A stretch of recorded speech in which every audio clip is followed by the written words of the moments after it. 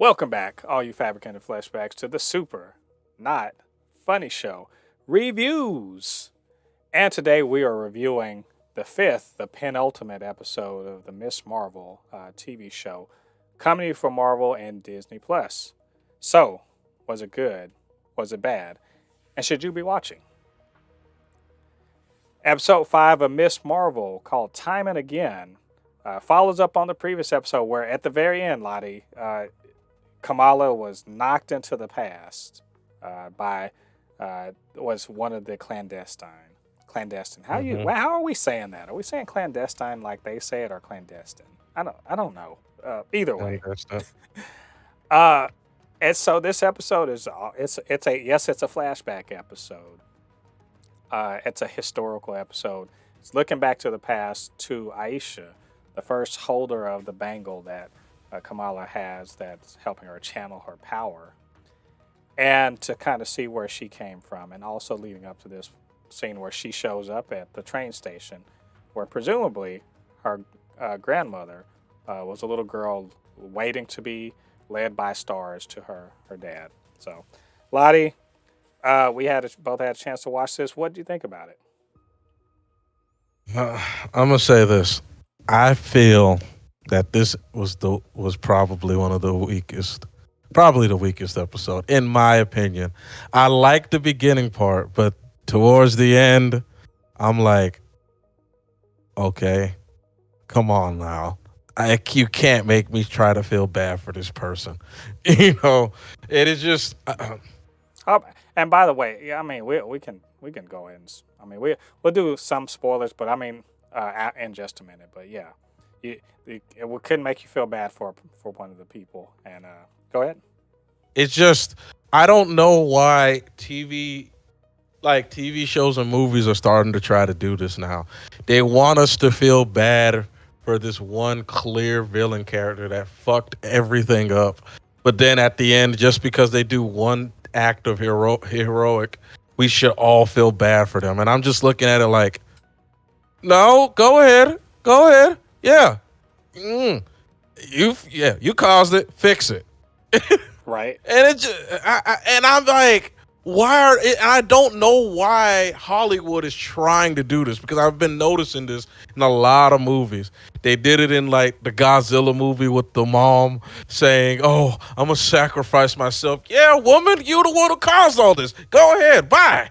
Like, why should I feel sorry for you? It's just it felt like it was like the ending of an 80s sitcom where at the end everybody laughs that ha ha ha, you know, that it just felt like the ending was forced. You know what I mean? It just didn't feel like a natural way of ending that whole entire arc of with the fam. I'm just getting the feeling that this show is rushed. You know what I mean? It feels like they wanted to do a lot of stuff, but then like I guess like after they wrote the fourth episode, they're like, "Oh yeah, you're only getting 6 episodes." What? It feels like that. You know what I mean? That's the feeling I'm getting from watching this fifth episode. Oh, I'll say this much: you and we're not going to see eye to eye on this episode. I fucking love this. This was my favorite episode of the whole series. I've been saying up until this point that if this was just a show that had no superpower, and I mean in this episode it kind of doesn't make any sense to say that, but a lot of the things that I like about this show are less about being a superhero or superpowers or whatever, and more about the family dynamics and learning And things about yourself. see those parts, like like I said, that part I liked.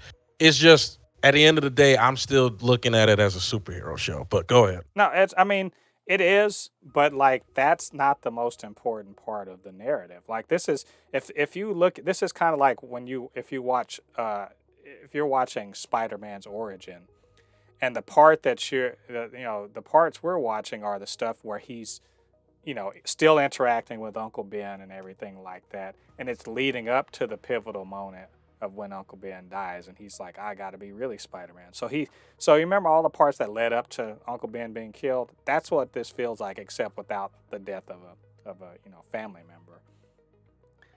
This show has had a what I called a villain problem but maybe I'm looking at it from a weird perspective. Maybe I'm expecting all of the narrative, all of the important stuff to be driven by the villain, and that didn't occur to me that the villains could be more of a vehicle towards learning more about Kamala and her heritage. You know, her, 'cause this most of this episode is really about her great grandmother Aisha, that that she doesn't really know about, but she clearly inherited her power from, or that's the where her power started, and where this whole bracelet situation came from.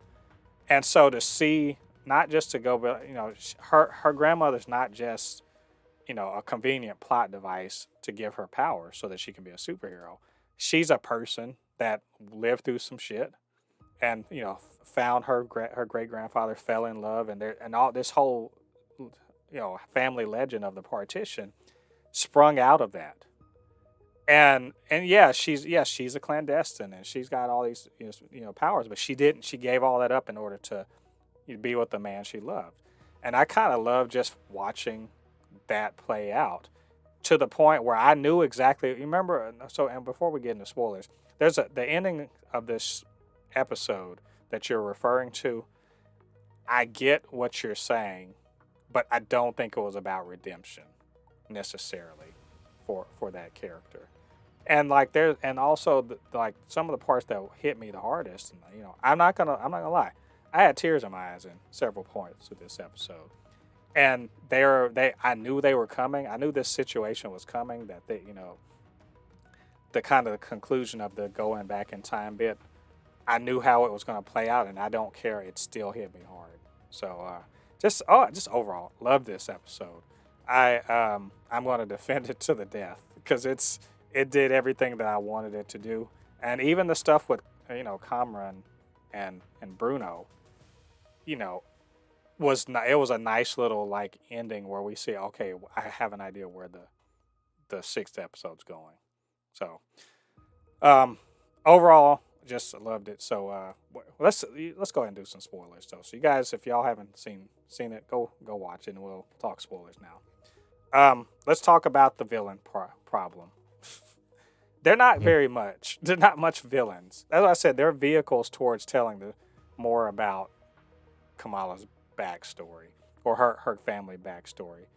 I know you feel like that sacrificing herself to close off the dimensional gate was Najma's redemption. Was that fair to say? I feel like, yeah, basically, like it felt like they were looking at it like, oh, okay, well, see, and the thing that I would not have and I understand what you're saying, and the thing that I wouldn't have so much of a problem with if she wasn't a B word basically all the time. You know what I mean? I mean, Like yeah, yeah, yeah. if she was more like a B word out of necessity, but she was a good person deep down. But no, like she's a B word her whole entire life. Like the Right. 100 years that she's been on this earth, she's been a B word. That, I mean, we can't say that for sure, but But the let's way just the assume. grandmother was looking at Yeah, her, shit. yeah. Let's just say that. Let's just say that she mostly is self-serving or whatever, because she really wants to get back to the Nord dimension. Okay, she was trying to be. You notice I was wondering, like, why is she so impatient? She was super impatient to Aisha, and obviously Yeah. Aisha knew she would follow through. That's why she told them to run. To run away, with the people fleeing the partition. Um, the fact that she killed, or she fatally wounded Aisha out of spite because of the bracelet. That's okay. Okay, again, she's a bad person. But at the end of the day, she's still a mother.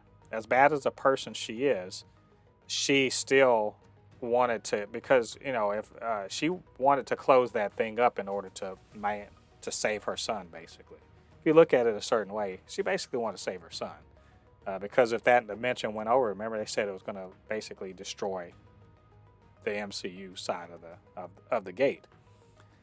And as she said at the end, she was basically thinking about her son. So was she redeemed? No, she was not redeemed as a person, as a bad person, but she was still a mom, and she redeemed herself as a mother. Because remember in the previous episode, she was like, "Fuck you, Kamran," right? You're on your own. Yeah. And this one, she was just like, "Nope, I'm gonna sacrifice myself, um, in order to save you."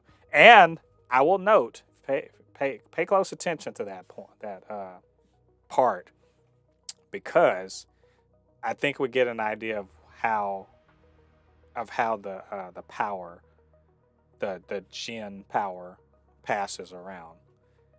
Because when she died, notice that when Aisha died, she used her power right before she died, and that Hmm. seemed to somehow pass on. And remember, Kamala was in was there, and she basically, if I feel like she got the power from the death of her great grandmother, and what's her name? Not I. Kamran got it from his mom, and they literally showed that happened. So that may be the source of their Noor powers. Because remember, before he couldn't do any of that stuff. I think. This Yeah. might just. I think that's what we're going to see in the next episode. Um. Okay, so you didn't care for the villain stuff, and I don't blame you. That's probably the weakest part of the whole deal. Really. Just they were dealt with very quickly. So it's clear to me that the final villains, and I had been thinking that they weren't going to be the final villains anyway.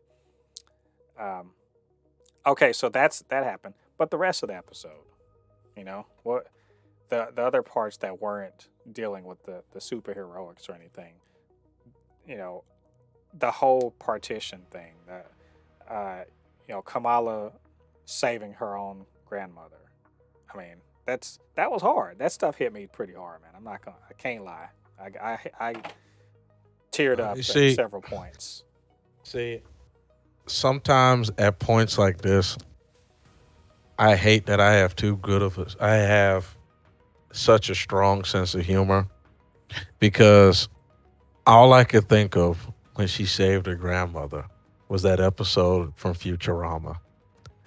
I'm sorry, I just you know what I'm talking about. I've not really watched Futurama, so I Well, can't there say. was an episode where there's an episode of Futurama where Fry went back into the past and he accidentally killed his own grandfather, but he wondered why he still exists. It's because he accidentally fucked his grandmother, impregnated her, and became his own grandfather. And it was just like, when I watched that scene, I was like, immediately Futurama came to my mind, and I just was trying not to laugh. It is just I know it's a beautiful scene because yeah, that's cool. She saved her own grandmother, which you predicted, by the way, and Yeah. the little star thing, and I was like, okay, that's nice. And the grandfather had the it's a great. It was a really great way to tell the story of how she went back into the past. And did I kind of was able to pay attention to that part. I should have rewinded it. Did the great grandmother recognize who she was immediately, or was she calling her daughter's name? That was one of the things. She called her Sana at first Yeah, because Kamala looks like her grandmother. yeah, That's what like. There's so many little things within that scene that like I couldn't hold on to it because it was her recognizing, and then she realized that's not, and she just kind of put two and two together. Like, all right, you have to save her, right? And so she knew she would do it because she knew that that's her, somebody, one of her descendants. Uh, and Kamala realizing in that moment, I've got to be the one. Kind of like when Harry Potter realized I have to be the one to save us with my Patronus. And then when she went and hugged little Sana, her grandmother, right?